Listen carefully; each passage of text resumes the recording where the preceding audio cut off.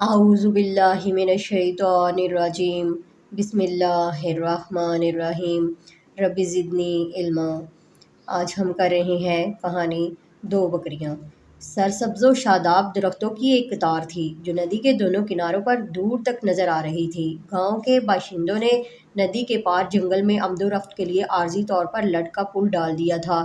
ہوا یوں کہ ایک دن صبح کے وقت ایک بکری گھر سے نکلی اور جڑی بوٹیوں کی تلاش میں جنگل کی طرف چل پڑی۔ چونکہ جاتے ہوئے بکری کو بھوک لگی ہوئی تھی، اس وجہ سے جلدی میں بکری بغیر کسی ڈر یا خوف کے لٹ کے پل سے گزر کر ندی پار کر گئی۔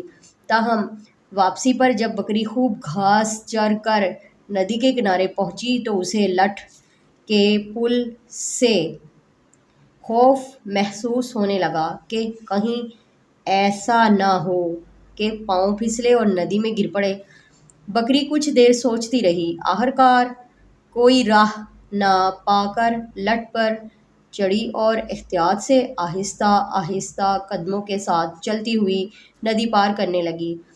بکری نے ابھی نصف فاصلہ طے کیا تھا کہ اچانک اس کی نظر سامنے پڑی۔ سامنے سے ایک اور بکری آ رہی تھی۔ یہ دیکھ کر پہلی والی بکری کے ہاتھ پاؤں پھول گئے۔ بکری لٹ کے درمیان میں تھی، پیچھے بھی نہیں مڑ سکتی تھی۔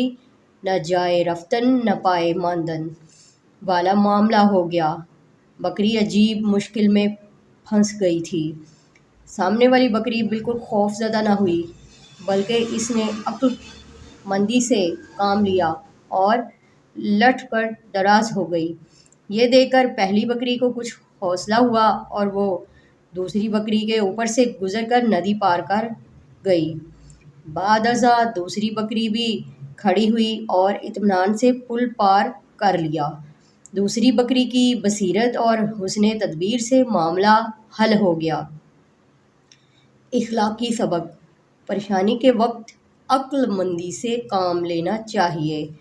عقل مندی سے جنگ جیت سکتے ہیں۔ ضرورت ایجاد کی ماں ہے۔